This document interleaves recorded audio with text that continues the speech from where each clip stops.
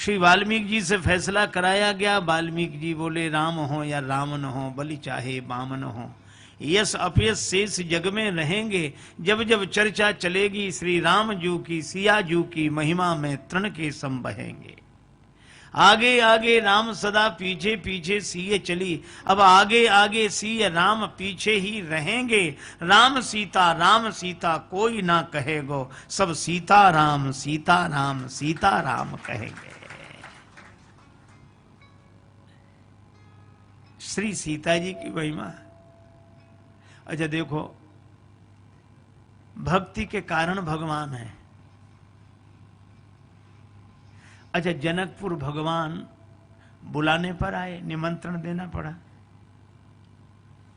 जनकपुर वाले तो विनोद करते हुए कहते हैं, काहे करत अभिमान रघुवर राम लला, काहे करत अभिमान रघुवर राम लला, काहे करत अभिमान रघुवर राम लला, काहे करत अभिमान रघुवर राम लला।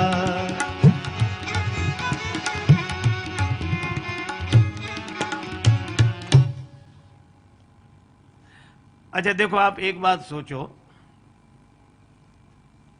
राम जी से कहा जा रहा है कि आप अभिमान न करो। हमारे राम जी को अभिमान है ही नहीं जो बुरा लगे।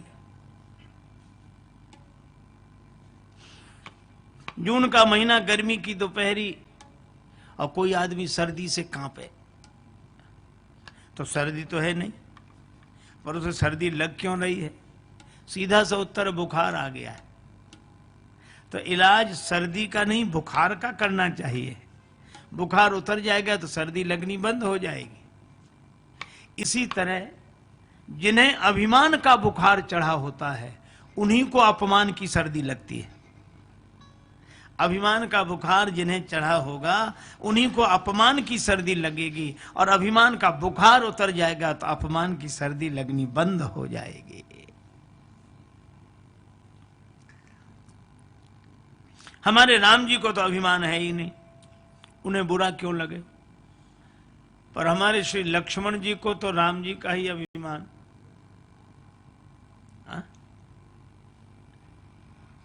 लक्ष्मण जी ने कहा, क्यों ना माने हमारे राम जी बुरा। इन्हें साधारण आदमी समझा है क्या? यह जगत नियंता जगदाधार परब्रह्म परमात्मा हैं, सर्वशक्तिमान सर्वेश्वर हैं। सखियां बोली, होंगे अभिमान किस बात का? लक्ष्मण जी ने कहा, यह बड़ी मुश्किल से मिलते हैं। सखियां बोली, हाँ मुश्किल से तो मिलते हैं, पर मुश्किल से मिलते हैं अयोध्या वालों को। अयोध्या वालों को पिछले जन्म में तपस्या करनी पड़ती है, आश्वासन मिलता है अगले जन्म में मिलेंगे, फिर अगले जन्म में चौथे पन तक प्रतीक्षा, फिर गुरु जी के पास, फिर श्रृंगी ऋषि बुलाए गए, यज्ञ हुआ, और बड़ी मुश्किल से मिले तो भी कहा गया भय प्रगट कृपाला। हाँ? पर जनकपुर वालों को कुछ करना पड़ा। बड़े जतन के बाद पुत्र बनि नृप दशरथ गृह आए, किंतु जनकपुर समाचार सुनी, किंतु जनकपुर समाचार सुनी, आ गए बिना बुलाए, और बनी बैठे मेहमान रघुवर राम लला, बन बैठे मेहमान रघुवर राम लला, बन बैठे मेहमान रघुवर राम लला, बन बैठे मेहमान रघुवर राम लला। बिना बुलाए आए। लक्ष्मण जी बोले, ऐसा हो नहीं सकता। सखियां बोले, होना तो नहीं चाहिए था, पर हुआ ऐसा ही है। कैसे माने का? पास में ही तो बैठे, पूछ लो। चिट्ठी गई थी, चिट्ठी गई थी। अब राम जी ने कहा कि नहीं गई थी चिट्ठी। लक्ष्मण जी ने कहा कि नहीं गई थी, ये तो हम भी जानते, पर कह दो गई थी। भगवान बोले हम झूठ बोलें? कहा आपके मारे भी बड़ी कठिनाई है। कौन सा यज्ञ मंडप में बैठे हो कि गुरु जी के पास बैठे हो? अरे ससुराल है, हंसी मजाक में इतना तो झूठ चलता है, कह दो गई थी। राम जी ने कहा अगर हम झूठ बोलेंगे तो हमारी बात चली जाएगी। लक्ष्मण जी बोले नहीं बोलोगे तो हमारी बात चली जाएगी। अब देखो बात किसकी रखनी है। राम जी ने कहा कि अगर हम बोल भी दें कि चिट्ठी गई थी और सखियों ने पूछा कहाँ है चिट्ठी, तो क्या जवाब देंगे? तो ऐसी शुरुआत ही क्यों करो। तब तक सखियां बोली आप लोग आपस में क्या बात कर रहे हैं? राम जी से हम पूछ रहे हैं चिट्ठी गई थी? तो राम जी तुरंत बोले नहीं गई थी चिट्ठी। लक्ष्मण जी बोले धन्य हो महाराज, नहीं गई थी चिट्ठी, काहे को आ गए?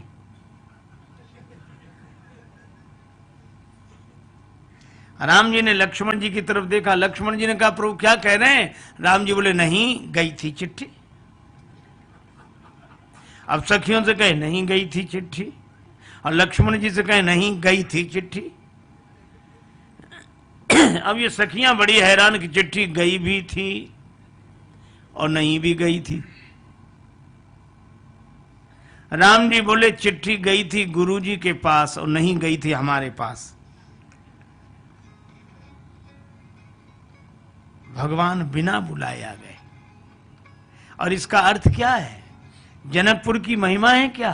अरे नहीं नहीं, सुच तीरथ धाम अनेकन है, सबकी अपनी अपनी गरिमा। सखी किंतु विदेह पुरी लखिके लघु लागत मोहि सबे उपमा। मिथिलेश से भूप राजेश जहां, सबते बढ़ी के मिथिला महिमा। एक सखी बोली महिमा मिथिला की नहीं सजनी, ये तो उनकी महिमा जिनकी महिमा। उन जानकी जी की महिमा है, ये पृथ्वी जिनकी माँ है उन जानकी जी की महिमा है। और वे जहां प्रकट हो जाएं वहां भगवान बिना बुलाए दौड़े चले आते हैं। जनकपुर वाले तो कहते हैं हम भगवान को जो देते हैं कोई नहीं दे सकता। अरे भगवान पर तो तन मन धन न्यौछावर करने वाले भक्तजन हैं, होंगे पर जो हम देते हैं वो कोई नहीं दे सकता। अच्छा तुम क्या देते हो? जनकपुर वासी कहते हैं हम तो राम जी को गाली देते हैं। है किसी की हिम्मत जो गाली दे? अच्छा गाली क्यों देते हो भाई? पुरुषोत्तम को गाली कैसी? मर्यादा पुरुषोत्तम भगवान को गाली कैसी? पुरुषोत्तम को गारी कैसी? तो दूसरी सखी बोली गारी बिन ससुरारी कैसी।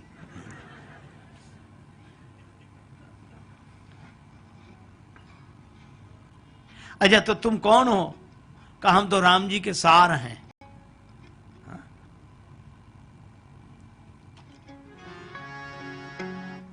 जनक किशोरी मोरी भेल थिन बहनिया हो, मिथिला के नाते। राम जी पहुनवा भिल थिन मोर रहे, मिथिला के नाते।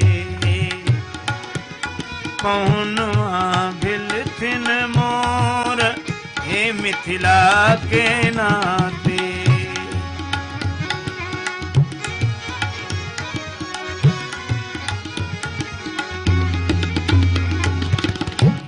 जनक किशोरी मोरी, जनक किशोरी मोरी भिल थिन बहनिया हो, मिथिला के नाते।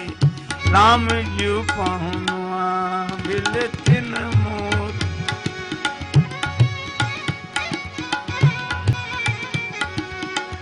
राम जी पहुनवा भिल थिन मोर, हे मिथिला के नाते।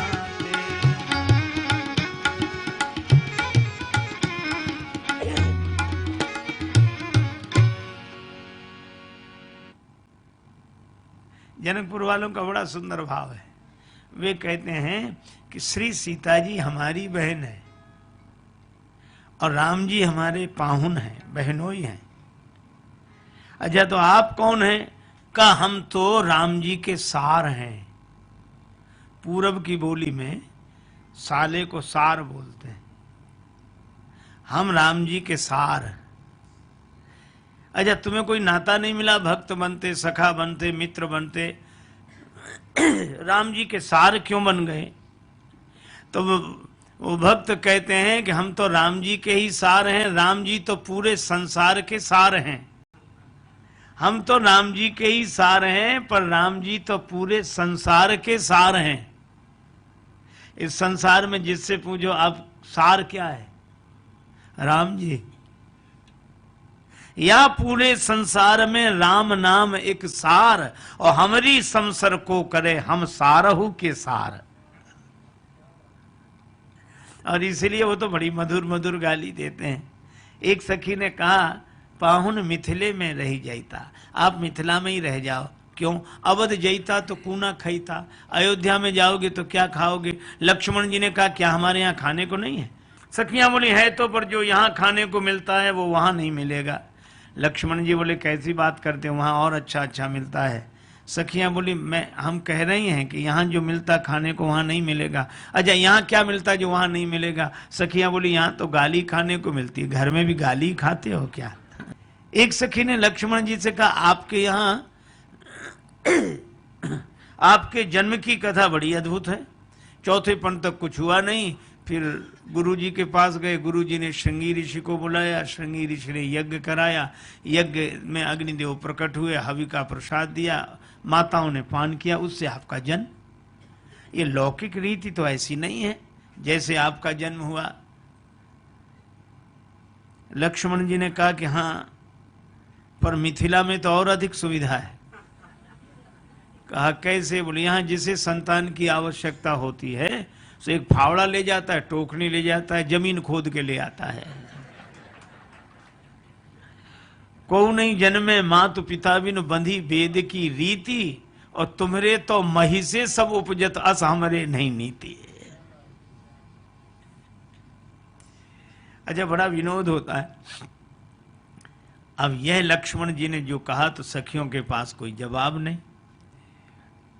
तो मिथिला रस रसिक एक बड़े अच्छे संत थे, श्री नारायण दास जी भक्तमाली जी महाराज। उन्होंने मिथिलानियों की ओर से एक उत्तर दिया। उन्होंने कहा, या में प्रबल पक्ष मिथिला को लखऊ उभय परिपाटी, और काम करे जो खीर अवध की सो मिथिला की माटी। एक व्यक्ति ने मुझे सुनाया, मुझे सुनकर बड़ा अच्छा लगा उनका भाव, मिथिला का भाव। तो उस पर हमने भी एक बात कह दी। हमने कहा, मिथिला पक्ष से सुना, अब हमारी ओर से अवध पक्ष की बात सुन लो। तो उन्होंने कहा, सुनाओ। तो हमने कहा, या में महिमा अवधपुरी की मिथिला की कमजोरी, या में महिमा अवधपुरी की मिथिला की कमजोरी, और खीर ते प्रगटे चार मृतिका ते भई एक किशोरी। ये अपना अपना आनंद है, अपने अपने भावों का आनंद है। राम जी का यश सुनकर किशोरी जी प्रसन्न होती हैं, किशोरी जी का यश सुनकर राम जी प्रसन्न होते हैं, और युगल सरकार का यश सुनकर भक्तजन प्रसन्न होते हैं। सोई जस गाय भगत भव तरही, कृपा सिंधु जनहित तन धरही। तो श्री किशोरी जी की बड़ी महिमा है। लक्ष्मण जी ने कहा, अच्छा चलो मान लिया, बिना बुलाए आ भी गए, लेकिन हमारे राम जी के रूप का ऐसा जादू चला कि पूरा जनकपुर पागल हो गया। जिन निज रूप मोहिनी डारी, कीन्हे सोवस नगर नर नारी। सखियां बोली, सो तो ठीक है, पर अर्धवार्षिक परीक्षा में कोई पास हो जाए तो उत्तीर्ण नहीं माना जाता, सालाना में फेल हो जाए, छमाही इम्तिहान में पास। तो राम जी छमाही इम्तिहान में तो पास हो गए, नगर दर्शन करने गए, और अपने सौंदर्य का ऐसा जादू, पूरे जनकपुर भर में चर्चा। लेकिन पुष्पवाटिका में गौर कुमार लसय सुनुमा सम सांवर लागत नील नगीना, ऐसे श्री राम राजेश सखी दिखराए छवि सबके दिल छीना। रूप को जादू चलाई चले अभिमान में आपन तान के सीना, किंतु लली मुख देखत लाल को आय गयो छन माह पसीना।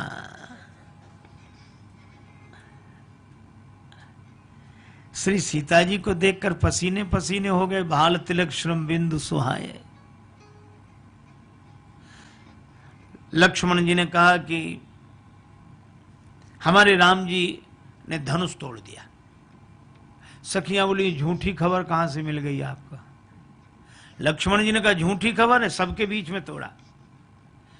सखियां बोली सबके बीच में तोड़ा तो कोई एक गवाह दे दे कि हमने राम जी को धनुष तोड़ते देखा, हम मान लेंगे। पर गवाही देने के लिए कोई नहीं मिला। क्यों? किसी ने देखा ही नहीं था। लेत चढ़ावत खेचत गाढ़े, काहू न लखा देख सब ठाड़े। सखियां बोली चलो राम जी ही कह देंगे हमने धनुष तोड़ा, हम मान लेंगे। अब लक्ष्मण जी ने हाथ जोड़े कि प्रभु झूठ बोलने के लिए नहीं, सच्ची बात कहने के लिए कह रहे हैं, तो सत्य बोलने में क्या बिगड़ता है? एक बार कह दो कि हमने धनुष तोड़ा। राम जी बोले लक्ष्मण अगर सत्य बुलवाते हो तो सच तो यही है कि हमने धनुष नहीं तोड़ा। नहीं तोड़ा तो ये टूट कैसे गया?